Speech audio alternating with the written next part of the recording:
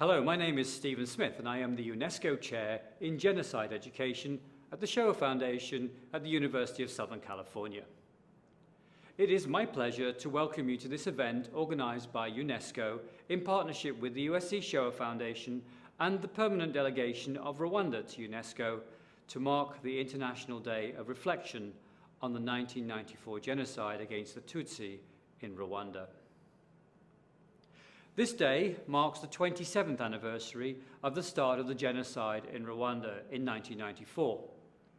Today we come together to remember the 1 million Tutsis who were systematically and brutally murdered over the course of 100 days, alongside moderate Hutus and others who were also targeted by the Hutu extremists. We remember the men, women and children who became the victims of the hateful rhetoric that positioned neighbors as enemies. As we honor the dead today, we also reflect on the suffering of those who survived this dark chapter in our history. Ladies and gentlemen, this event examines the role of hate speech in inciting the genocide of the Tutsis in Rwanda. While extremists spread inflammatory language on the radio and in the media as a call to violence, the international community ignored these early warning signs of atrocity crimes. We are here to reflect on the power of words and deeds. Their dual power to stigmatize, dehumanize, and to polarize communities, but also their power to bring people together, to foster understanding and to build relationships in the most divided of societies.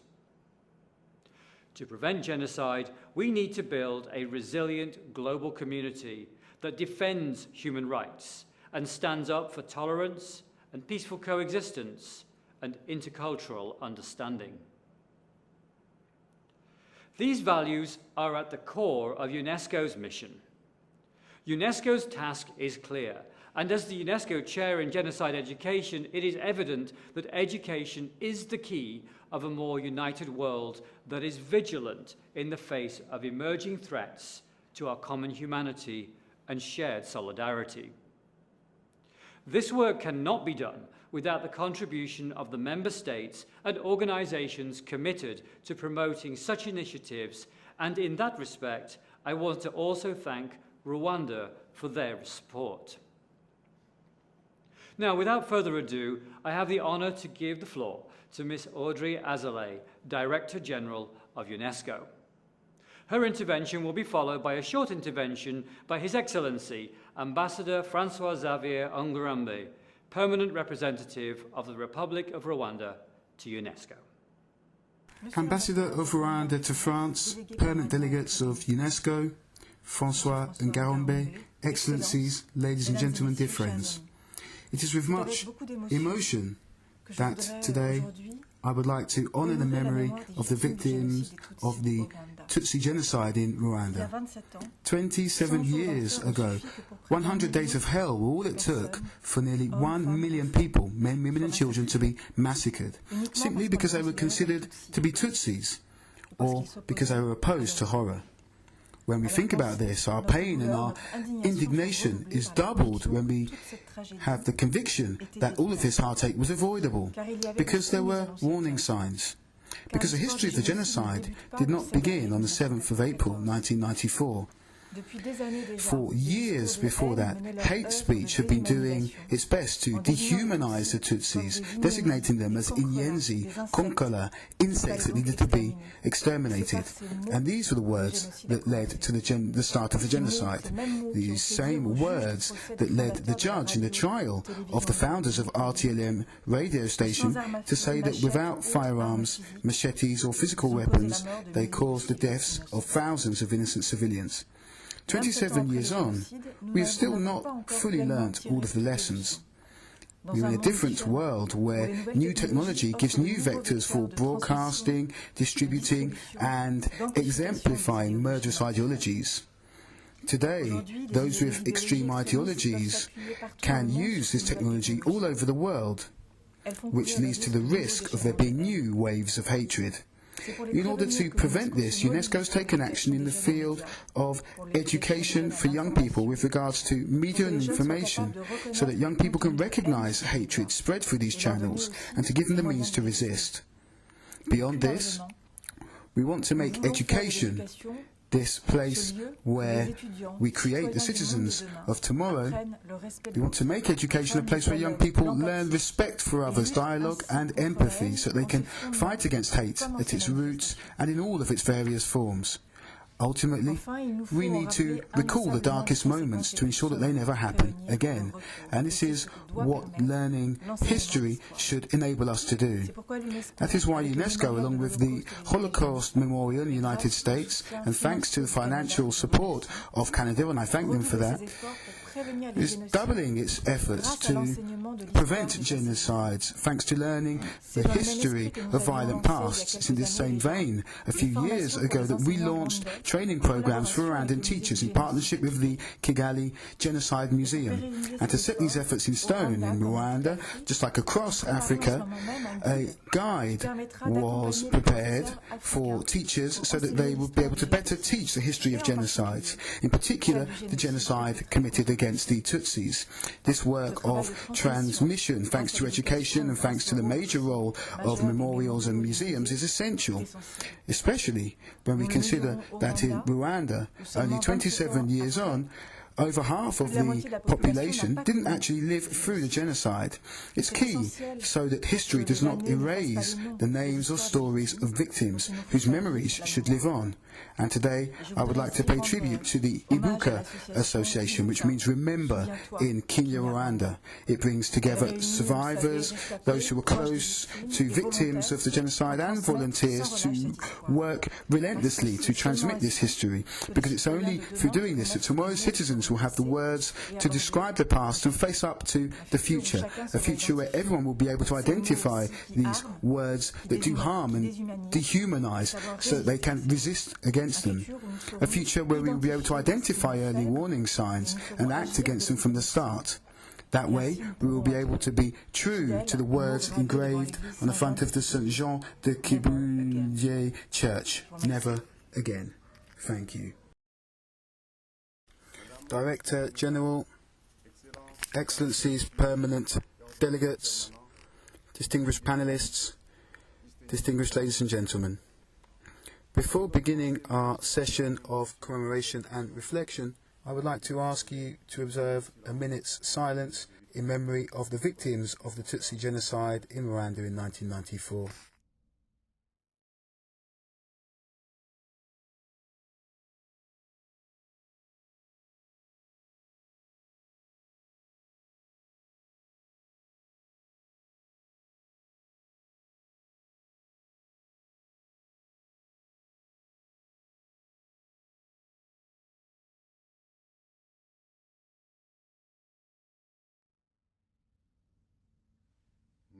Thank you.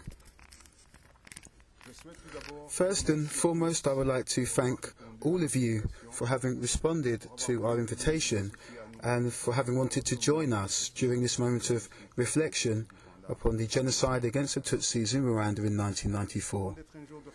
Before being a day of reflection, today is a day of remembrance, a day where we are called upon to remember over 1 million men and women, the young and the not so young, children and even newborns. Over 1 million human beings reduced to the status of insects, tracked down, hunted, tortured, humiliated and put to death after having been subjected to the most atrocious pain. Let us remember. Let us remember of the cries and shrieks of the mob of murderers who went about their business with full immunity. Let us remember the deafening silence of those who were our friends, those who had the duty and the ability to prevent, to stop the unnameable, the silence, indifference and compliant inaction of this international community, which had, however, solemnly declared never again. But remembrance does not mean despair, because at the same time we must remember the islands of goodness, courage and humanity that appeared in an ocean of bestiality. We remember and celebrate the memories of the just, those who at the risk of their own lives tried and sometimes succeeded in saving those who are otherwise sentenced to a certain death. And we celebrate the courage of the fighters of the Rwandan Patriotic Front, then led by General Paul Kagame, today President of Rwanda, who put an end to the genocide after 3 months of intrepid fighting against forces that largely outnumbered them in terms of manpower and weapons. The memory of these two examples of the just and of the brave allow us to not lose hope in humanity. These examples remind us that we can and that we must prevent and stop anything like this ever happening again in the history of humanity. Furthermore, our reflection would be incomplete if we did not express our compassion, sympathy and solidarity towards the survivors who continue to suffer from the mental and physical consequences of the trauma that they have suffered. Their courage, their dignity and their generosity demands respect from us all. Let us remember so that nobody forgets, so that nobody minimises, erases or denies the genocide against the Tutsis in Rwanda in 1994. Excellencies, distinguished ladies and gentlemen, as we remember and reflect on the 1994 genocide against the Tutsi, we bear in mind that before the guns, before the machetes and other weapons, genocide was prepared and committed with words. Indeed, for many years leading to the 1994 apocalypse, as one of the masterminds of the genocide called it, consistent hate speeches were spread and aimed to single out the Tutsi as the other, the alien, the oppressor. This was followed by a sequence of demonization, accusation in Myra against the Tutsi, allegedly preparing to exterminate the Hutu, promotion of the genocide in preparation as a legitimate self-defense action, assuring that impunity was guaranteed and that rewards were promised to best performers, while harsh punishment would be applied to those accused of being traitors and cowards for not joining the genocide machinery.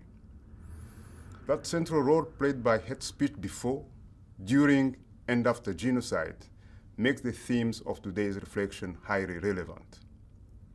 Indeed, we can't achieve our noble objectives to remember, unite, and renew if hate speech is not eradicated. In that regard, we must remain vigilant and mindful that denialism and revisionism, which actually are in line with the genocidal hate speech, pave the way for a potential new genocidal cycle. They are not free speech. They are not intellectual opinion. They are crimes and they must be prosecuted whenever they happen. Let's also remind that hiding or providing protection to criminals on the run amount to complicity with them. We call upon all countries where genocide perpetrators hide or are sheltered to cooperate with Rwanda and international justice and apply the principle of extradite or prosecute depending on the laws applicable. Denying or delaying justice are not options that any state bound by the 1948 Convention for the Prevention and the Punishment of the Crime of Genocide should opt for.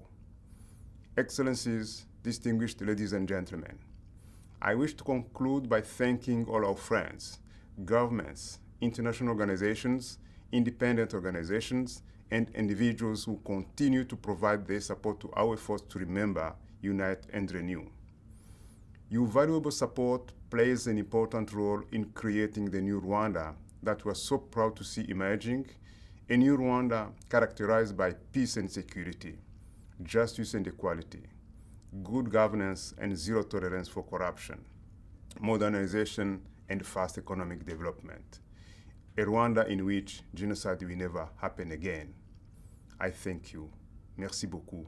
Murakoze. The voices of survivors are at the heart of UNESCO's work to prevent genocide. Their calls for kindness, justice, peace and reconciliation are precisely what UNESCO stands for. We are very honoured to be joined by Freddie Mutangwa, genocide survivor and executive director of the Aegis Trust. Freddie survived Rwanda's 1994 genocide as a teenager and worked his way through school to become a leading advocate for peace and human rights education. His tremendous efforts share in UNESCO's vision to promote education, remembrance, and research to ensure that we counter extremist ideologies and their hateful propaganda today. Freddie will be joined by Tali Nates. Tali is the founder and director of the Johannesburg Holocaust and Genocide Center, which itself is a member of the South African Holocaust and Genocide Foundation, of which I am proud to be a patron. Tali is a historian who's lectured internationally on Holocaust education, genocide prevention, reconciliation, and human rights. She is one of the founders of the Holocaust Survivors Services and the Rwanda Genocide Survivors Services in Johannesburg. Born to a family of Holocaust survivors, Tali's father and uncle were both saved by Oskar Schindler. It is such an honor to speak to you, Freddie, today in this beginning of the 100 days, Kwibuka 27, when we start reflecting about the genocide against the Tutsi 27 years ago, and you and your personal story. Freddie is a survivor of the genocide. Can you take us back to your childhood, to being at school, to listen to propaganda on the radio, to listening to others around you? Can you share with us, can you draw a picture of how was it for you to grow up as a child in Rwanda? Well, thank you very much, Tali, for giving me this opportunity to talk to you, but also be part of these important programs as we're preparing for 27th commemoration of genocide against Tutsi. Yeah, as you mentioned, Tali, I grew up in a country which the Tutsi were hugely discriminated. Tutsi in this country were deprived with human basic rights, including the access to jobs and access to school. I remember when I started my primary school, I was, of course, ignorant as a child, and seeing the teachers, how they humiliating their students.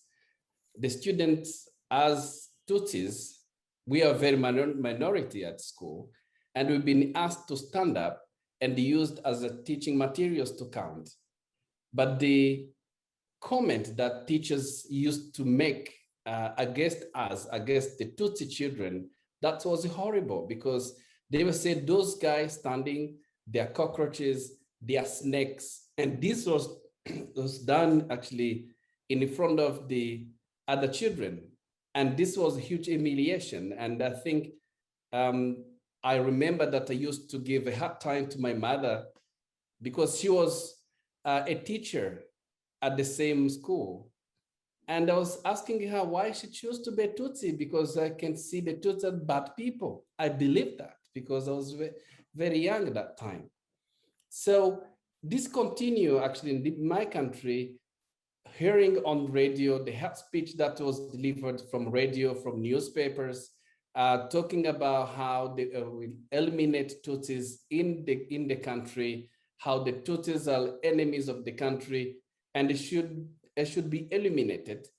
This was actually, we lived in a country with the fear, and all adults, they have experienced horrible experience of discrimination, and also the many parents actually were afraid how and the future of the children until the 1994 genocide. You remember the hate speech that was delivered on radios? So the famous one is Leo Mugesera, who were saying that the Tutsis should be taken back where they came from, because the Tutsi were not considered as the Rwandans. They should be taking a shortcut to Ethiopia.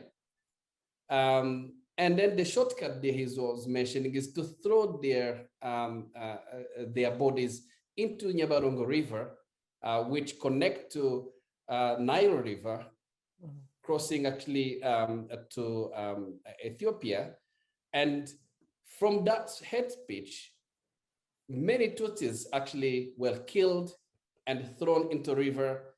And the 1994 genocide against Tutsi, the river itself was full of blood, was full of bodies, until going to the side of Uganda, and the Lake Victoria was full of bodies, and including also the starting point of Nile River. So yeah. This is actually was a horrible time that we lived in before 1994 genocide. Absolutely, and thank you for sharing with us, because I can imagine you as a small child surrounded by all this propaganda, by all this hate speech. And when April 1994 happened, the words, the hateful words became action. And you shared with us already how this action, genocidal action of mass murder, using the water, using the river, using the dams, using the lakes happened. But perhaps, Freddie, you can share with us what happened to you, and maybe, if you may, share with us what happened to your family, to your beloved mother that was a teacher. Definitely, as I was describing, this act of this dehumanization, discrimination, the deprivation of basic human rights, actually was leading to final solution in 1994, where more than a million of Tutsi have been killed, slaughtered in only 100 days. On my experience, I lost my parents and I lost my 4 sisters. But when you talk about losing your family in African culture, it's not talking only your close families, also extended family, your aunties, your uncles, and your cousins. And I can count 8 members of my family have been wiped out and killed in 1994 genocide. So this was horrible, actually, surviving this horrible atrocities, horrible genocide in 1994. I think was really, and it's always bring you a nightmare, and it's horrible time to survive as well. But at the same time, we had to resist and keep our resilience to the challenges of genocide as well. So you, as a survivor, as you said, lost 80 members of your family. The trauma, of course, always lives inside you, but you chose to turn this trauma into another kind of action, healing action, for your own country, Rwanda, and beyond that, many African countries as well, including your amazing work in the Central African Republic. Perhaps in the 2 minutes that we have, you can speak a little bit about the importance of learning lessons from your experience and the experience of your country and turning it into action. Yeah, thank you. Fortunately, the Rwandans courageous people managed to fight this evil, and the former RPF soldiers managed to stop genocide, and we survived. This was a difficult time, definitely. And as survivors, that time we lived with the anger, and we had in our back of the mind that what they did should be happen to them. But having actually thought about tolerance, about that we need to rebuild our country again, and having a leadership that's really trying to help people to come together, and try to promote unity and reconciliation in my country. So many survivors, including myself, we thought that the only way this country can be rebuilt is to really contain our anger and replace our anger and our hatred in the ideas of unity and rebuild our country together. So it was a big choice, of course. It was a difficult choice, but at the same time, it was really beneficial to our country and the people of Rwanda and our generation as well. That this experience that we went through of actually promoting this process of peace and reconciliation, it's something that we, as Aegis Trust, that we embraced. We managed to develop teaching materials that really helps actually to accompany these decisions of Rwandans to keep actually the education that reach the hearts and the minds and consolidate and make the peace in Rwanda more sustainable. And that's how we created a peace education program that really helps to help Rwandan children to look back on the eras of the past and try to resolve the challenge of today in order to prepare the future. So this experience been shared with different countries, including Central African Republic, which experienced also other atrocities, South Sudan, also Kenya and other countries in Africa. But also I thought this is an experience that the whole world should be learned from, so that we can make this world a better place to live together. Thank you so much, Freddie, for sharing with us your personal story and also your thoughts and hopes for the future. Thank you. Thank you, Tali. Thank you very much. Ladies and gentlemen, today's event gives us an opportunity to once again to raise our voices against prejudice, xenophobia, and related intolerance, and all forms of racism. The 1994 genocide against the Tutsis in Rwanda could not have occurred without the saturation of hate in society. Wherever they occur, hate crimes and hate speech should be identified and confronted to prevent them from leading, as they have in the past, to atrocity crimes and genocide.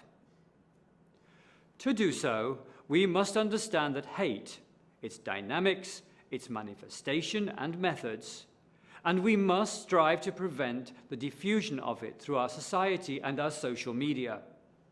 We need to improve information, increase media literacy, and provide critical thinking skills, as well as universal education about genocides.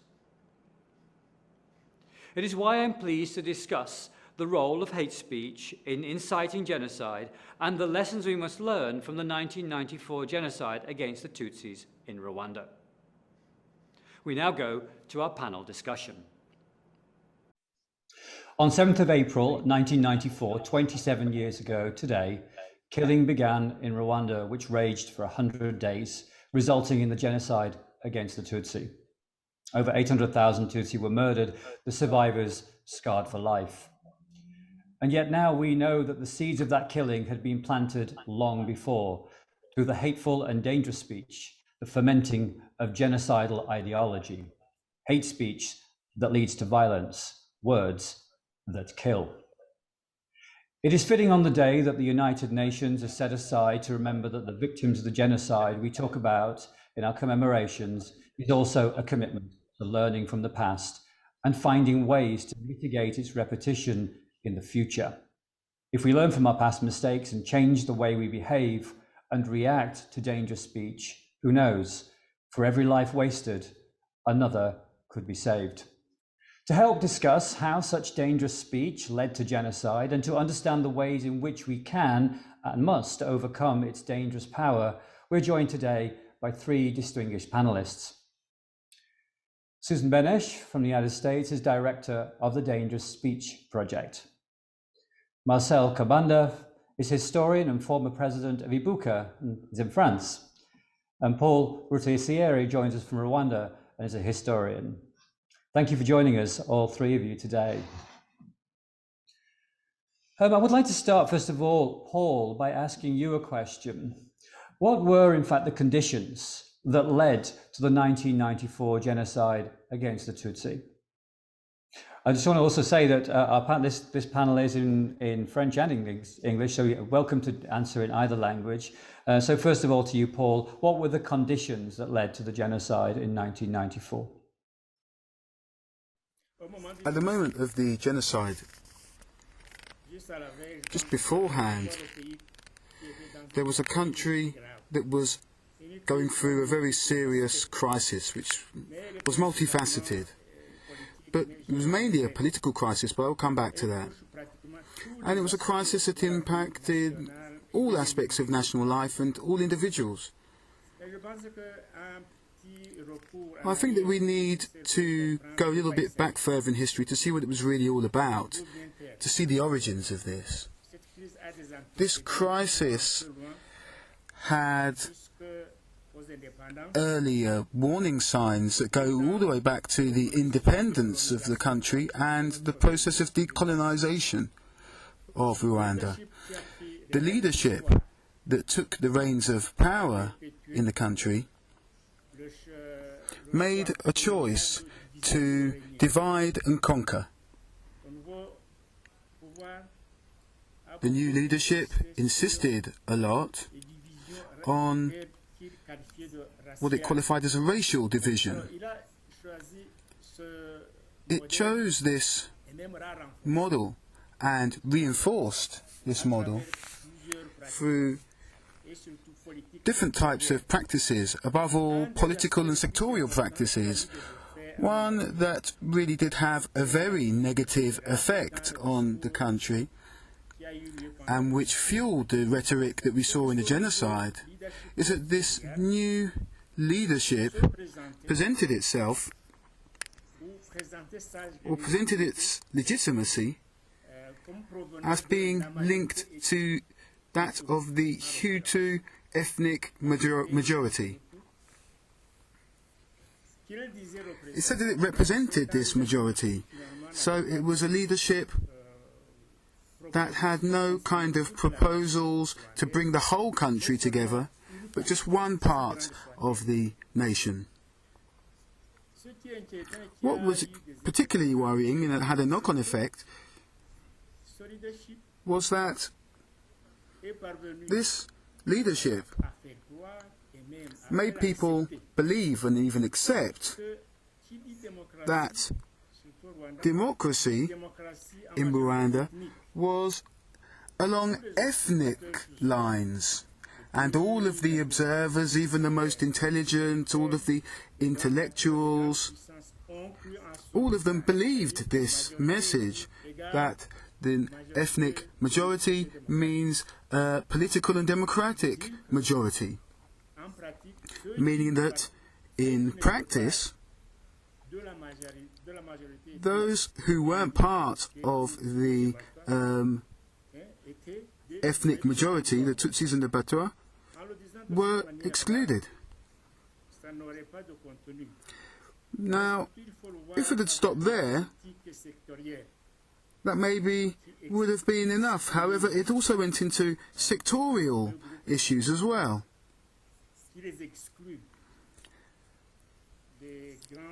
So large sectors of society were excluded from education, from public administration, etc.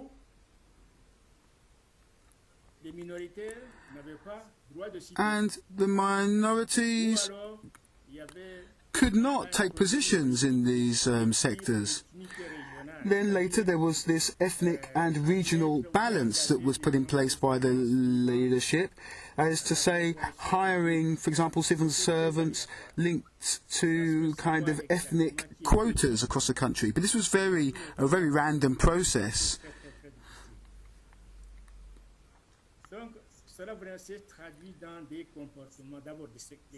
So this led to sectorial policies, and this was also something that was seen in people's behaviour.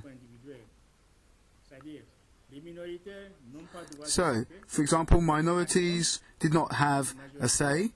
However, the majority, the Hutu majority in theory, and I say in theory because not all Hutus had access to the privileges or the elites had access to. It was only a small elite that really had access to all of the privileges and advantages that were granted by the powers that be. So, moving now to 1990, there were more and more injustices, and this led to social tensions. And these social tensions were at the origin of the attack of the Rwandan Patriotic Front, which carried out a civil war in Rwanda. And the regime decided to give no ground whatsoever. They did not want to give up any of their interests or any of their privileges. Now, this was seen in different kind of decisions through different means. And first of all, they started a kind of political witch hunt, sometimes eliminating political opponents, whether they be Hutu or Tutsi, massacring Tutsis in a more limited fashion, a kind of experiment, a kind of genocidal experiment before the real genocide. So Tutsis were killed without there being any kind of major reaction from the international community. The only political force that could really respond was the Rwandan Patriotic Front, because it had a military capacity that could, to some extent, rival that of the leadership. Something else that was done by leadership was to radicalize and to stigmatize along ethnic lines. So people had to choose. Either you were Hutu or you were Tutsi. That meant, and this is another strategy that was used, that meant that the leadership did everything to ensure that there was a kind of extremist current, a kind of extremism that had never been seen before in Rwandan society, and this was called Hutu power. And so all people in the country, even those who had alliances with the Tutsis, to choose. It was either us or them. And this was an extremely serious radicalization process. For example, if there were people who were linked to 2 ethnic groups or 3 ethnic groups, they were forced to choose. So this kind of radicalization was one of the tools that was used during this period. I have to also point out that this was not the first time that that these means had been used. It had also been used in some of the most serious crises that the country had ever seen. And it was a kind of escape route, to create a kind of scapegoat in the country to try and hide the real interests or objectives of those in power. Another strategy that was used during this period was to try and dismantle the democratic opposition to the leadership. All of those who were not interested in genocide, basically. Those who did not want to choose one side or the other. And so they were automatically targeted, killed, hunted down. So this sabotaging of the democratic opposition automatically eradicated any kind of hope of there being a kind of negotiated solution. However, there was a special negotiation framework just before the genocide, and it was called the Arusha Negotiations.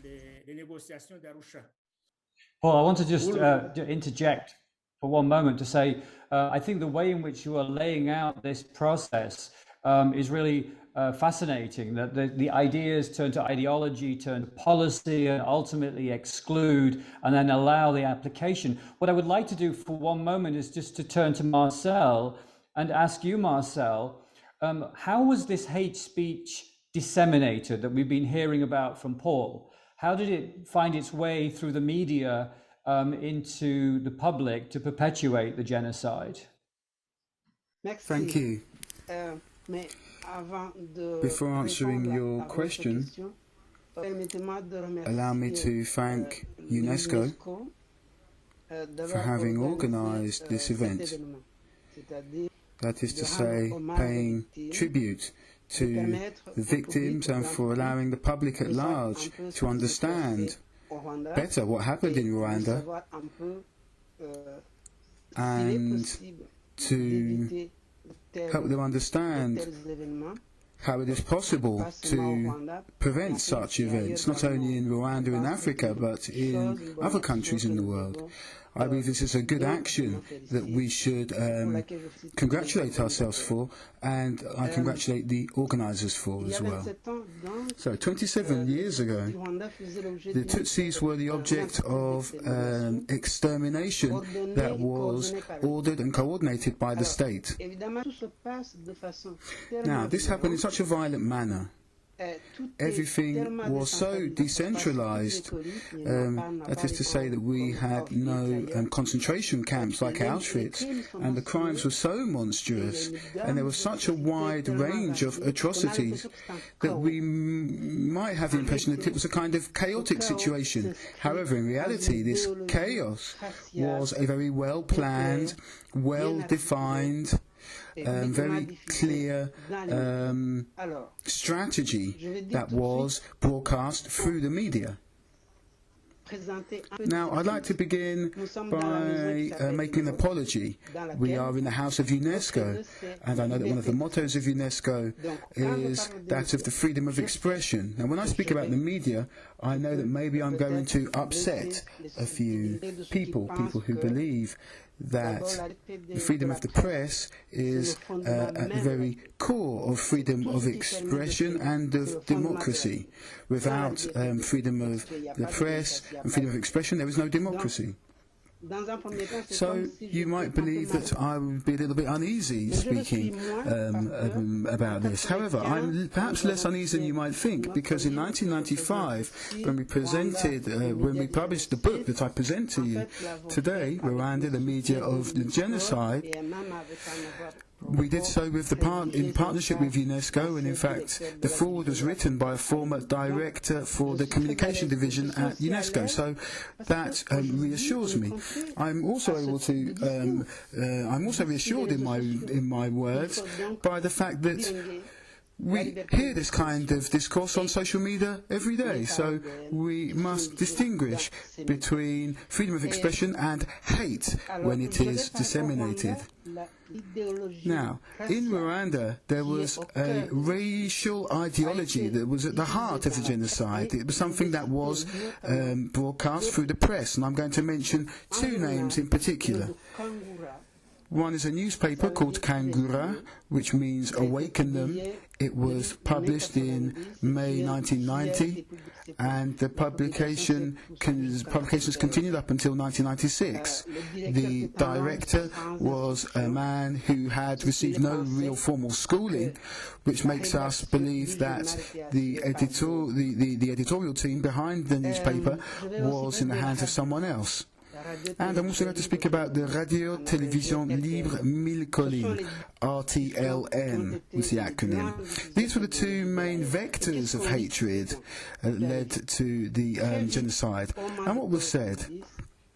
Well, in 1990, very quickly, Kangura took up the idea of the sanctity of ethnic divisions. Kangura blamed Rwanda for having a population that was the subject or the object, let's say, of invasions. For example, the first of the Batuam, and they weren't seen as much of a threat because they were seen as simple hunters. But then, when the Hutus arrived, that was most important to immigration because they cut down trees, they cleared spaces, they engaged in agriculture, so they were seen as a natural people of Rwanda, the real indigenous people. And then there was a third wave,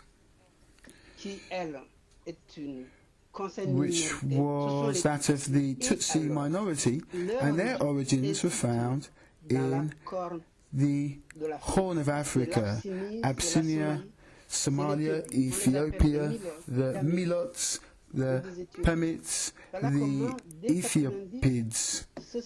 And so back in 1990, we see that the Hutus were seen as the fundamental people of the country, and everything that happened in the country needed to be looked at through that angle there, as in terms of racial affiliation. So for Kangura, the nation is artificial, and everybody needed to know which group they belonged to. Now, the Tutsis were not only seen as a minority that came from elsewhere, but they were also seen in the literature of Kangura as an arrogant minority that wanted to dominate the country. In particular, Tutsi women were accused of being spies, working for the Tutsi elites to spy on Hutus, and all Hutus married to Tutsi women were seen as being in danger. And in fact, Kangura actually put forward a code of conduct in the form of 10 articles known as the 10 Commandments of Bahutu. I'm not going to read all of these articles to you, but I will tell you that with regards to Tutsi women, it was said that they should not be hired, you should not marry them, you should not hire them as your secretaries or have them as concubines. When it came to Tutsi men, they should not be involved you should not involve them in your business, you should not give them bank loans, you should not grant them licenses. So it was about separating Rwandan society in two groups along racial lines. So from 1990 all the way up to 1994, Kangura used this model, vilifying the Tutsis and mobilizing the Hutus, saying, for example, or creating stories that the Tutsis were getting ready to take power in the country. The Tutsi, in their eyes, in fact, had already done so. They had an 80% of the vote in the in the national elections. They represented 80% of the chambers of parliament. All of this up until 1994. And Kangura was not punished in any way. They continued to write all of this. And in fact, you must understand that Kangura did not produce a lot of copies, only around 5,000. It was a bi-monthly publication.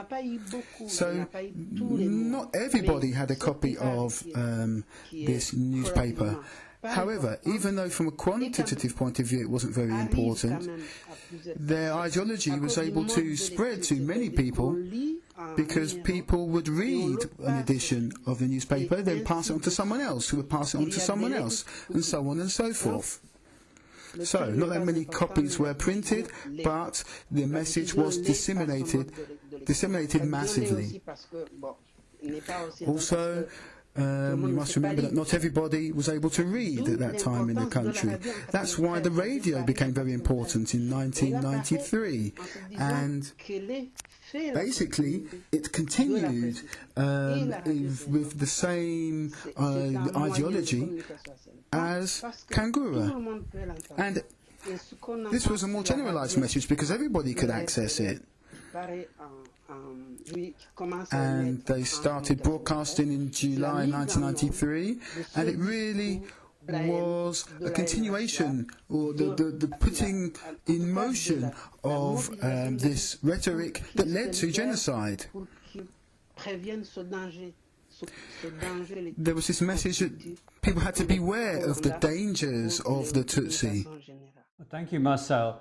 I want to thank you for illuminating so clearly what now is obvious to us, Susan, when we look back, what this process was of using hateful and dangerous speech in all of these media outlets that we've just been learning about so eloquently.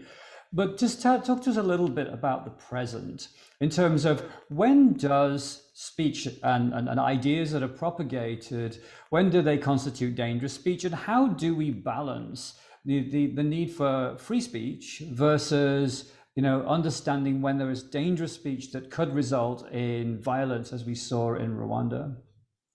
Thank you. First of all, I would like to also express my sense of honor and gratitude at being invited to participate today. It's a critical question that arises, unfortunately, over and over, not only regarding the genocide in Rwanda, and not only in Rwanda. This question of when speech that is hateful becomes dangerous, in the sense in which I use the term dangerous speech, which is that that is speech or any form of human expression that inspires violence against another group of people. That question comes up over and over, for example, regarding powerful and influential people who incite violence, even though not genocide, such as my former president, Donald Trump. We saw an outbreak of violence on January 6th when his supporters stormed the United States Capitol building. That clearly was, that act was clearly incited by Trump and others. But here's the very important point, Stephen. Trump didn't incite that violence on January 6th itself, although he gave a speech on that day to the crowd that was gathered. Incitement is a gradual process. It happens over time. In fact, I know of no better description of the process of incitement than one that was given by a Rwandan, by a witness in the so-called media trial at the United Nations Tribunal for Rwanda. In the media trial, the defendants were two executives of the famous radio station Radio Télévision Libre des Mille Collines, RTLM, and the editor of the newspaper Kangura, which Monsieur Kambanda has just mentioned. The witness said, trying to describe what it was that those defendants had actually done that brought about, or that made the genocide more likely. This witness said that what they had done was something like dripping petrol all over the country, little by little, so that one day you could light a match and the whole country would burst into flames. So this poses this frames very beautifully the question. So which is the drop of petrol that is the first one that's really dangerous, rather than only hateful? And to answer your question, how can we find out? I have in fact just advanced a new proposal to Facebook and other social media companies on which so much hate speech and dangerous speech circulate these days. And that is that they stop doing what they do now, as they are trying to decide which piece of what they call content is dangerous.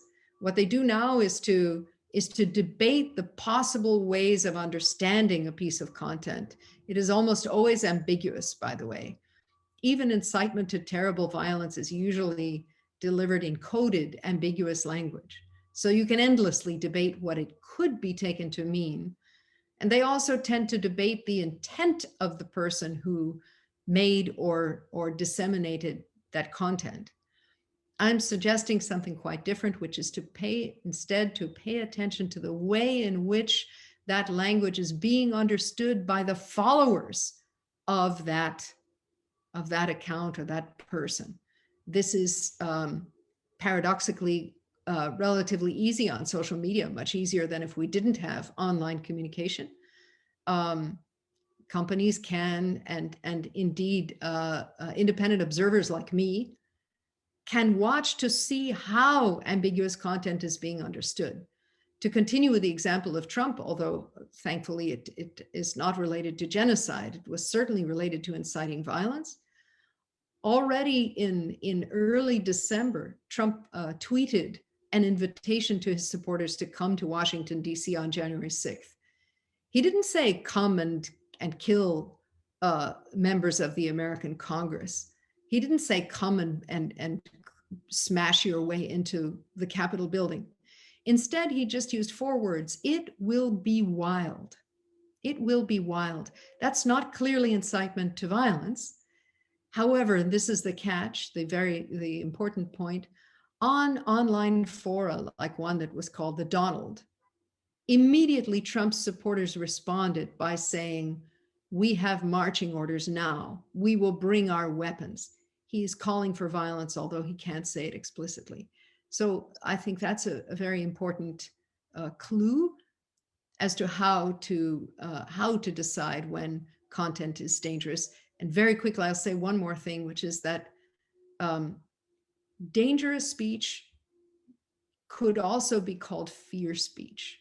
When you're inciting people to violence, fear is at least as operative and important an emotion as hatred.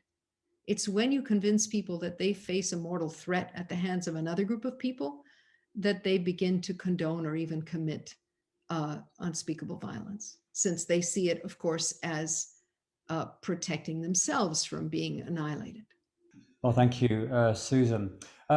We could, of course, talk about this all day, and I really appreciate each of you giving a very full introduction to the way in which genocide unfolded and how hate speech was used and what that means in the world today. I'd like to now just turn to some shorter answers to some specific questions. First of all, I want to come to you, Paul, and ask you, was there resistance to the path to genocide in Rwanda before the genocide took place? We've heard about the voices that were forcing genocide to happen, but were there those that resisted genocide? I'd like to begin with a more general observation. The normal forces that represented vigilance and resistance, they were being completely eradicated. When I think about civil society, for example, I don't really see a case of opposition, let's say, or resistance. And also the religious confessions, they did not have this ability to resist either. Now, as I was saying earlier, the democratic opposition had been completely dismantled, so no resistance could come from the social and political entities. However, I must concede that in the media, and Marcel knows this better than me, there were some publications that did speak out. They were very brave, for example, Kabir, and indeed some of them paid with their lives. So some individuals did speak out to signal that there was danger. Now, we could also mention the UN peacekeeping forces when they were in place, but that was really on the eve of the genocide, let's say. Now, I would say, and perhaps this is something that is quite negative, that the forces that normally resist against these types of these types of abuses have been completely marginalized. They've been suffocated by the regime. I think that there was only really the Rwandan Patriotic Front, and they had their own radio station, Mabura. But there we see a huge gap between what they were capable of doing and what the powers that be had in place in their media machine. So there were really no kind of barriers, none of the barriers that you would expect to genocide. You know, it's interesting that we have this commemoration that's been inaugurated by the United Nations precisely because when the warning signs were given, there was no reaction and not an appropriate reaction from the United Nations. And so we're really here to learn from that. I'd just like to ask you, Susan, what have we learned and how do we go about applying this in the future? I imagine you mean, Stephen, what have we learned about trying to prevent genocide? Is that right? Right, yes. And hearing the warning signs in the hate speech itself. And how do we bring that into our policies to be able to respond to it in a meaningful way? Yeah. From the Rwanda genocide itself, unfortunately, we didn't learn very much about prevention, since although a number of ideas, including jamming the signal of the radio station RTLM, were discussed by foreign powers and by the UN, that wasn't tried. So sadly, as you point out, many of the efforts of the international community regarding Rwanda have been after the fact. We don't have anywhere near enough cases of vigorous efforts at prevention on the part of the international community, including the UN, in order to have tested their effectiveness. We do have some limited examples of influential, what seems to be very important, which is influential people decrying dangerous speech, calling it out, naming it for what it is, which is generally a political tool, a means of achieving a political objective, used by people who don't care whether that brings about enormous human suffering and death. In my view, the very most important tool against it is to teach people what it is and teach them to recognize it, so that they will ask themselves questions like, why is this leader telling us this? Is this really in our interest, or is it perhaps in the interest of the leader instead? I'll just give one example. In Kenya, after the 2007 and 8 post-election violence, Kenyans, in which for months before that violence erupted, 2 opposing political candidates had been denigrating and attacking each other's followers, constituted as ethnic groups, not as political groups. More than 1,000 people were killed and 500,000 people were displaced. It was a disaster. But only a few short years later, when those opposing politicians who had assured their followers that they must defend themselves against the terrible other, when those politicians saw that their best chance of getting elected was to form common cause and run together, they had no problem doing that.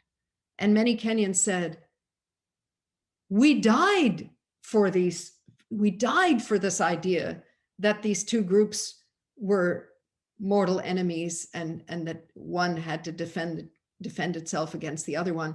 And now these leaders have just hopped in bed with each other for their own better chances of gaining power. That was a tremendously important lesson. And I just wish for people in the world to learn those lessons in a less painful way. Thank you, Marcel Kabanda. The consequence of this hate speech was that many hundreds of thousands, many million Tutsis lost their lives, but there are the survivors. Can you talk to us a little on this day of remembrance about the legacy for the survivors and what this means to the survivors today? The legacy, the heritage.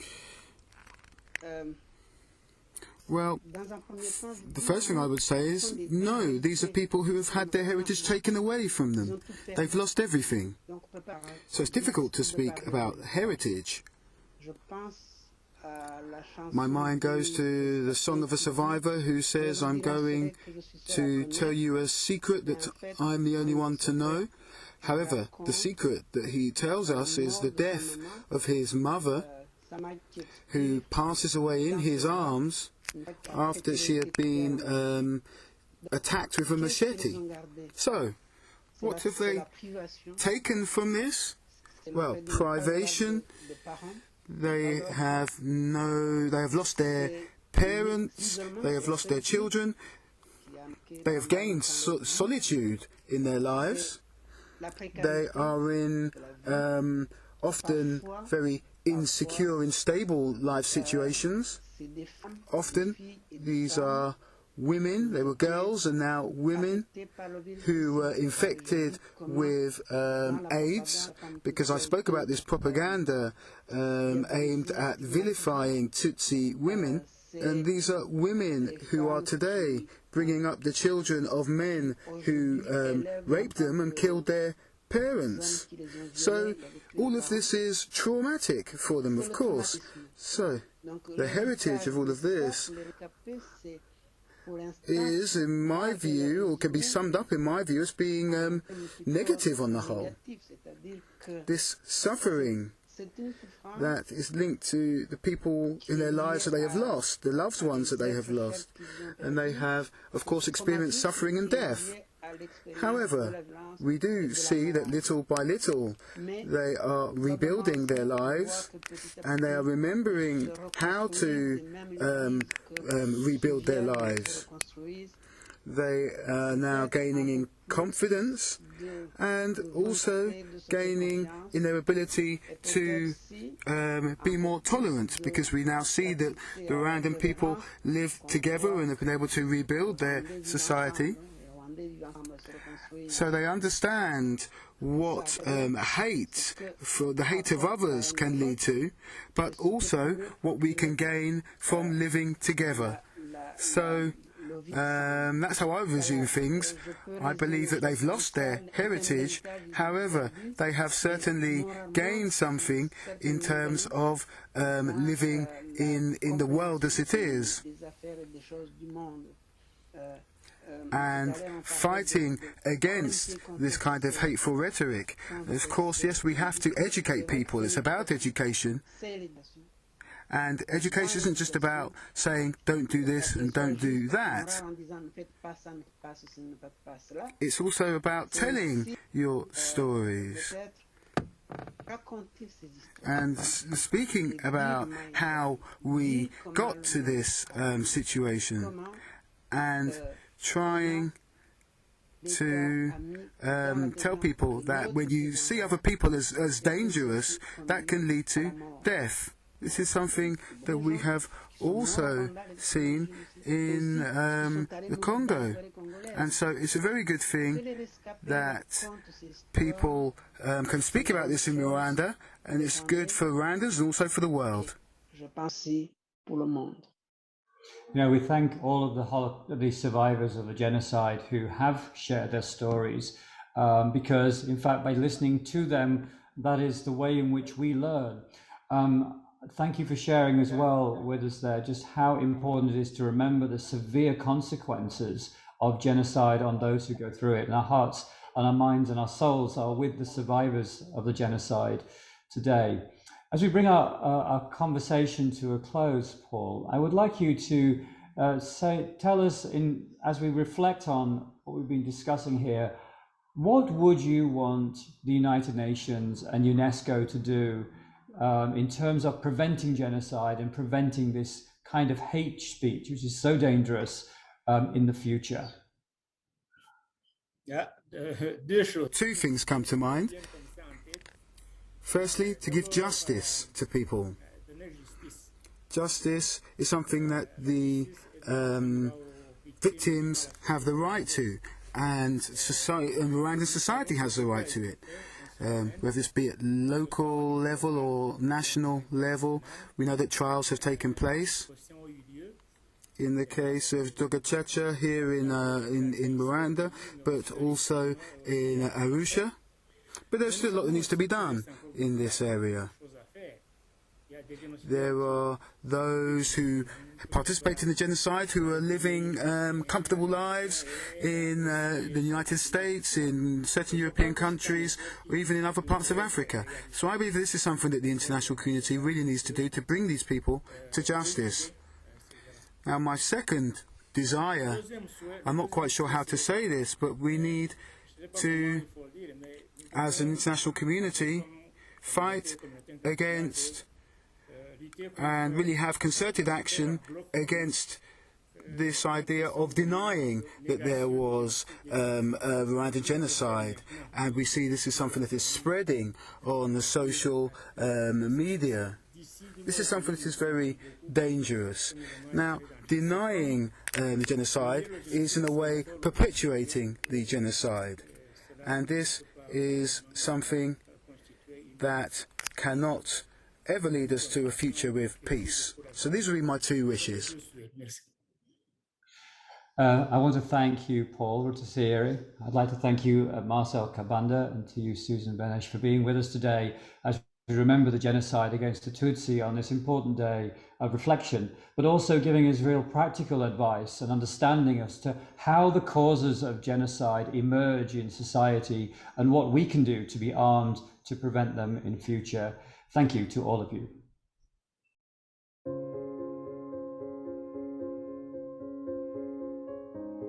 adukubita ahita nkubita umuhoro niho ahangaha nyine mubona ankubita umuhoro mu mutwe kuva icyo gihe sinongeye kumva. I remember I was so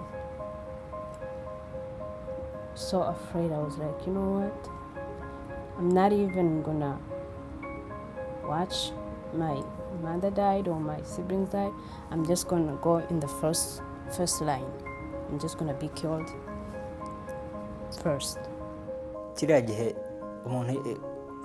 ukuntu njye nakibonaga cyari igihe cyo bashakaga, urebye leta yari iriho yashakaga ko abantu bagerageza babakanguriraga kwangana, bagakangurira abantu kwereka ko atari umwe.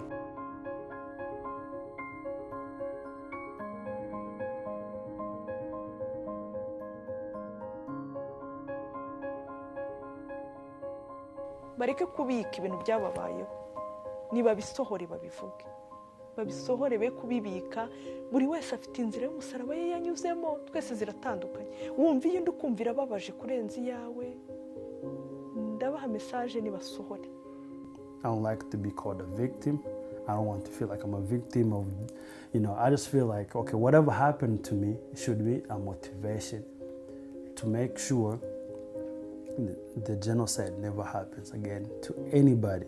No matter what horrible circumstances you may face in your life, never lose hope. We would like to thank Global Action Against Mass Atrocity Crimes for their support of today's event and for their important work in providing a platform for the prevention of atrocities across states and society and in academia. I am very pleased to welcome a short intervention from Her Excellency Ambassador Silvia Fernandez de Gurmeda, President of Global Action Against Mass Atrocity Crimes and President of the Assembly of States Parties to the Rome Statute of the International Criminal Court. I'm honored to be part of this tribute to the victims and survivors of the 1994 genocide against the Tutsi in Rwanda.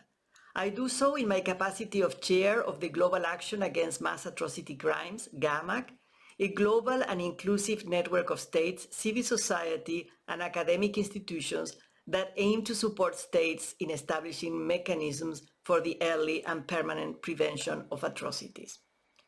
Our action at GAAMAC is based on the conviction that no society is immune. That is why, at the same time that we remember the victims of Rwanda and express our solidarity with the survivors, we must use this opportunity to renew our commitment to the prevention of such atrocities. Our actions are based on lessons learned from past atrocities. We know that genocide does not happen overnight, but indeed it is the outcome of a long process of dehumanization.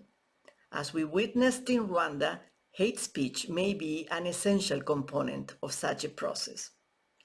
GAAMAC is currently paying special attention to hate speech, which is amplified and facilitated by new technologies. Indeed, our fourth global meeting due to take place in November this year will focus on hate speech, incitement, and discrimination. In light of our common goals and values, we hope UNESCO and GAAMAC can join forces in raising awareness on the fact that hate speech is a precursor to mass atrocities, including genocide, promoting implementation of the UN Strategy and Plan of Action on Hate Speech, and supporting formal and informal education to fight against discrimination and promote respect for diversity. Atrocity crimes, particularly genocide and crimes against humanity, are not spontaneous acts. They can be prevented if we are all aware of the risk factors and early warning signs of atrocity crimes and take action to address them and reduce them and ideally eradicate them. In November 2020, Alice Wairimu of Kenya was appointed as the United Nations Special Advisor on the Prevention of Genocide. Ms. Neritu has been a recognized voice in the field of peace building and violence prevention. I have the real honor to give the floor to Ms. Alice Wairimu in offering closing remarks.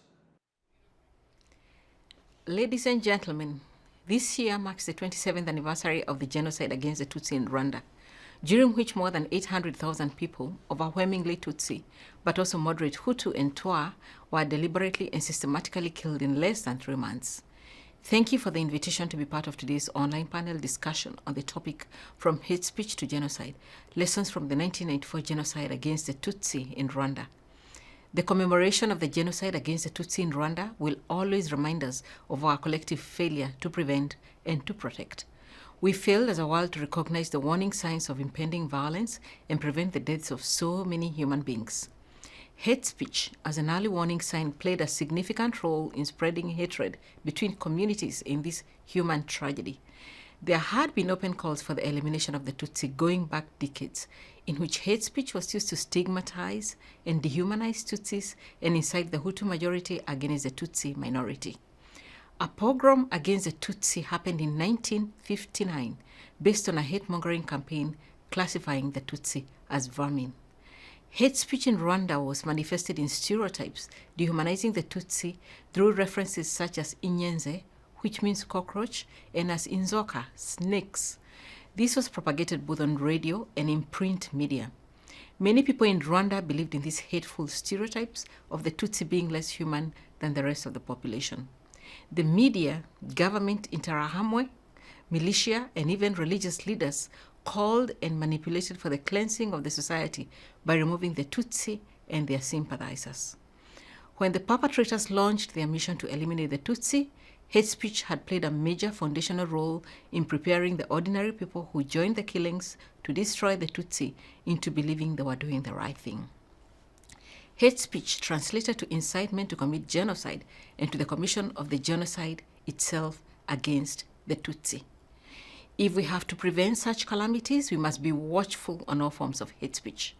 No country in the world can consider itself immune to the risk of atrocity crimes, by which I mean genocide, war crimes, and crimes against humanity. All societies have risk factors related to atrocity crimes, such as divisions based on ethnicity, race, religion, or other grounds, social disparities, discrimination, as well as human rights violations.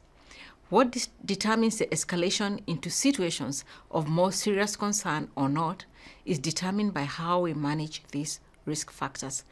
In this regard, our office has developed several resources, including the framework of analysis of atrocity crimes, which informs analysis as well as programming. We all have a role to contribute towards prevention, whatever our roles or capacities. Ladies and gentlemen, around the world, hate speech trends have been growing in recent years. Social media platforms have amplified this phenomenon. Too many times, minority groups or those who are perceived to be different have been the targets and victims of hate speech, scapegoated for challenges faced by communities or countries. This situation is further compounded by the ongoing COVID-19 pandemic, an unprecedented crisis from a health and human rights perspective. Hate speech has very serious short and long-term implications. It renders those targeted more vulnerable to violence, exposing them to increased exclusion, isolation, and stigmatization.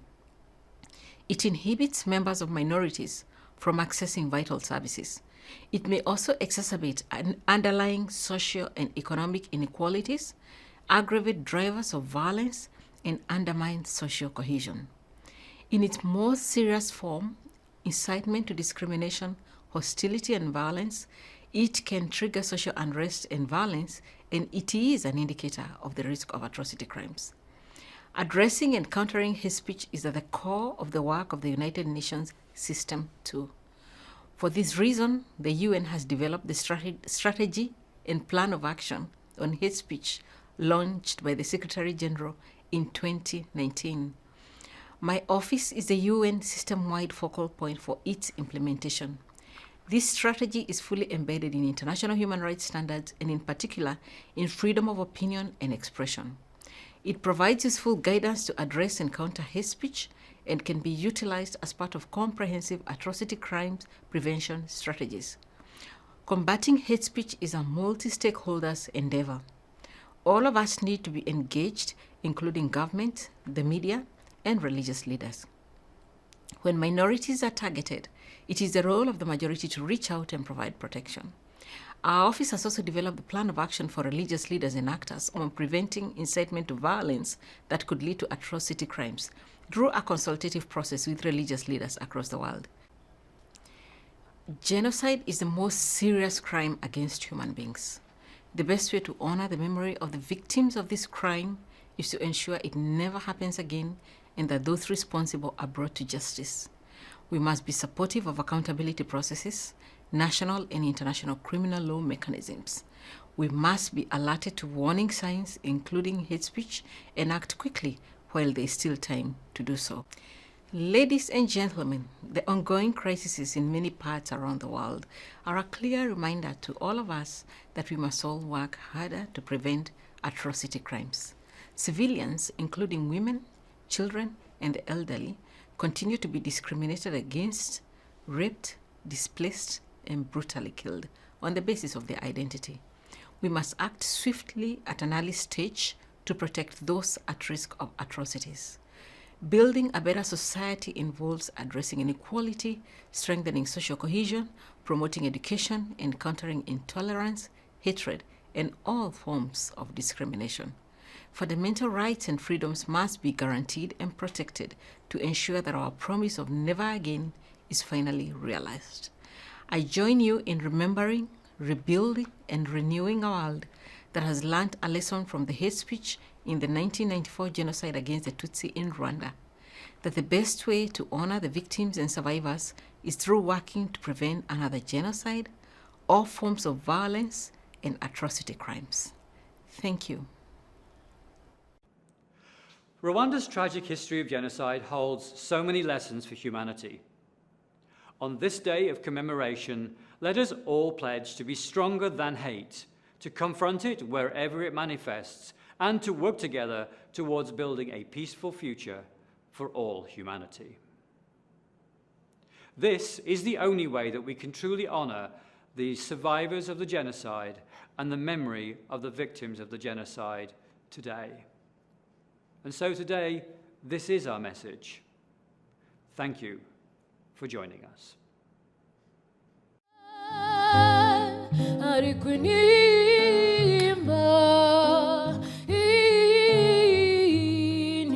Inhimba,